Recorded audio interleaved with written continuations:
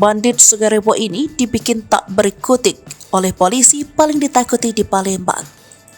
Tercatat sudah 3 kali keluar masuk penjara, residivis satu ini tak membuat jera melakukan tindakan kriminal. Bahkan pria ini membuat resah warga Palembang yang menjadi spesialis curanmor. Namun kali ini si pelaku dibikin tak berkutik oleh tim unit Bidum dan Tekap 124 Satreskrim Polrestabes Palembang, pimpinan AKBP Robert P. Sihombing, Rabu 24 Mei 2023.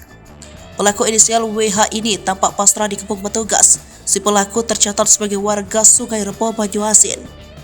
Diketahui dari sekian banyak aksi curanmor dilakukan, paling sering beraksi mencuri motor di parkiran minimarket di wilayah kota Palembang. Penangkapan terhadap tersangka WH ini tak ada perlawanan. Wahyu benar-benar dibikin tak berkutik oleh AKP Robert Sihombing yang dikenal sebagai salah satu polisi yang ditakuti bandit di kota Palembang. Kapolrestabes Palembang Kombes Pol Haryo Sugihartono melalui Kasat Reskrim AKBP Haris Dinsa didampingi Kanit Bidum AKP Robert Sihombing mengatakan tersangka berhasil ditangkap setelah mencuri satu unit sepeda motor di dalam parkir minimarket di Jalan Ahmad Yani, Kecamatan SU2 Palembang atas laporan korban. Modus tersangka saat beraksi yakni dengan cara merusak kunci stang sepeda motor korban dengan menggunakan kunci letter T.